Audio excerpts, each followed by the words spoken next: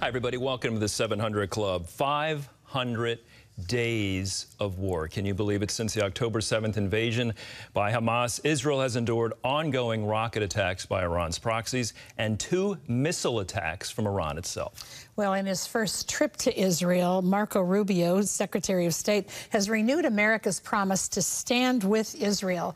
And he's calling for an end to Hamas and also targeting Iran as the main culprit, which seems to be as it should be. Chris Mitchell reports.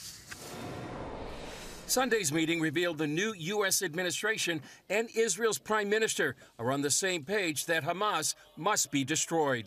Hamas cannot continue as a military or government force. And frankly, as long as it stands as a force that can govern or as a force that can administer or as a force that can threaten by use of violence, peace becomes impossible. They must be eliminated. It must be eradicated. Netanyahu again backed President Trump's plan to help Gazans leave the devastated territory while others rebuild it under U.S. control.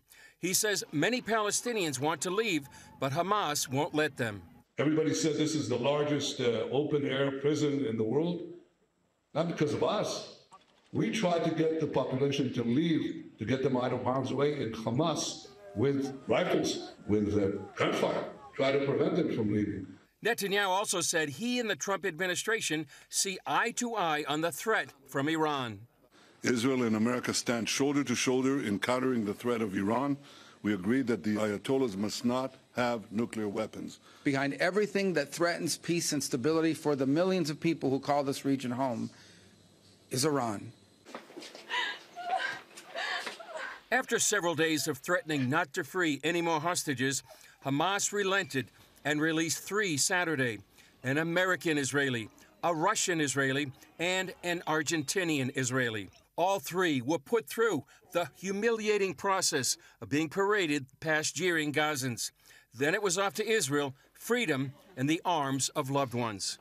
Last week, Trump demanded all remaining hostages be freed by Saturday, but he says he's leaving the matter in Israel's hands. I told Bibi, you do whatever you want. That'll be up to Israel what the next step is, in consultation with me.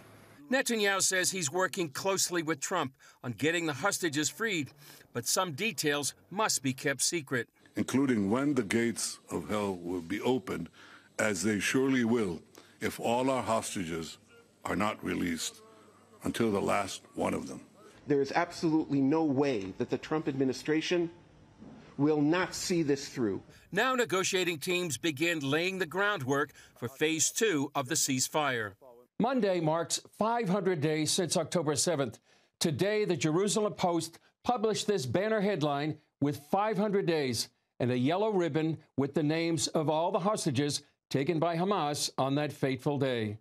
The prayer and hope for all of Israel continues to be that all of the hostages will come home.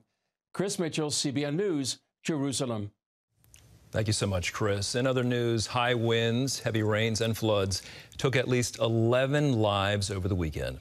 Ephraim Graham has that story and more from the CBN newsroom. Ephraim? Andrew, this is the latest in a series of storms that swept across the U.S. last week. Pouring rain brought deadly floods to Kentucky over the weekend. Dale Hurd reports on the fallout and what's coming later this week. More than 6 inches of rain fell on parts of Kentucky and Tennessee, putting nearly the entire state of Kentucky under flood warnings. Governor Andy Beshear said there have been over 1,000 rescues. This is one of the most serious weather events we've dealt with in at least a decade. 9 died in Kentucky, including a mother and 7-year-old child. In Louisville, drivers were trapped in submerged cars. It was dark. You can't tell that it's that deep of water. It looks like an inch, and the next thing you know, you're in 2-3 foot of water. The storm also brought heavy rain and strong winds to parts of the South. One person died in Atlanta after a tree fell on their home. In Florence, Mississippi, Jimmy Armour described the moment a large tree crashed through his grandparents' roof. We're all sitting here in the living room. The rain started, and it almost sounded like a freight train coming through. In Philadelphia, a woman died after a tree fell on her car. Meanwhile, the last of 3 snowstorms that moved across the country last week dumped as much as 6 inches on parts of Massachusetts. The severe weather caused nearly 10,000 flight delays and more than 1,800 cancellations yesterday. And as the storm moves out, dangerous, bitter cold moves in. The National Weather Service is warning of life-threatening cold in the plains and Rockies into Tuesday, with temperatures predicted to dip as low as 45 degrees below zero in parts of Montana, with snow and freezing rain coming to the east Wednesday and Thursday. Dale Hurd, CBN News. Turning now to the war in Ukraine and efforts to stop the fighting, a delegation of high-level U.S. officials will meet with their Russian counterparts in Saudi Arabia tomorrow. Secretary of State Marco Rubio arrived in the kingdom this morning. National Security Advisor Michael Waltz and Special Envoy Steve Witkoff are expected to arrive later today. Witkoff told Fox News the talks are in the earliest stages. I think the beginning here is trust building. It's getting everybody to understand that this war does not belong continuing, that it should end. That's what the president has directed us to do, to negotiate a proper ending of this war. No more death. There's been too much already. Ukrainian President Zelensky is in the United Arab Emirates, though no Ukrainian officials are expected at the meeting. European leaders are holding an emergency summit in Paris today over concerns they're being left out. UK Prime Minister Keir Starmer said he's ready to put British troops on the ground to defend Ukraine.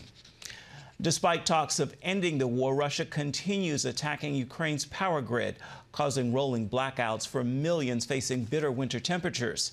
Chuck Holton reports now from Kharkiv. While Russia has targeted the electrical grid here since the start of the war, bombardments have focused in recent months on critical power infrastructure. The damage speaks for itself. Here at one of the country's largest thermal power plants, after 7 cruise missiles destroyed these huge generators, now workers are scrambling to salvage whatever they can. We have been visiting, in fact, nine stations that are critical for the safe functioning of the nuclear power plants. And of course, the situation is quite dire. We should not hide the fact, and as you can see behind us, this infrastructure has been degraded. Nuclear power provides much of the electricity here, and those plants rely on a functional grid to operate safely. Experts warn damage to key substations could force reactors to shut down, leading to a full-blown energy crisis. A nuclear accident can come with a direct attack on a nuclear power plant, but it can also be the result of a disruption in the power grid. And this substation is a critical part of that network that you have here in Ukraine. So when a substation like this is affected or is prevented from operating in a normal way, then you can have a very serious situation. This thermal power generation plant was one of the largest ones in the entire Kyiv region, and it was completely destroyed in April by a Russian missile strike. Some of the machines in there are so large and they were so totally destroyed, they're probably never going to be able to repair them. And so they're going to a new kind of strategy, which is to create a distributed power generation network all over the country that will make it much harder for Russia to knock out. This spring, Russia destroyed 100% of our generation facility. So today we invite all investors with some unique proposal. We want to get dozens of small generators from 10 till 25, 30 megawatts. As Ukraine works to rebuild its infrastructure, the human cost of the war continues to rise. Almost 13 million Ukrainians, more than a third of the population, will need humanitarian aid this year. As negotiations pick up, boosted by the new Trump administration, power company employees work to keep the lights on. We have very experienced personnel, we have all grids, we have natural gas, we have everything.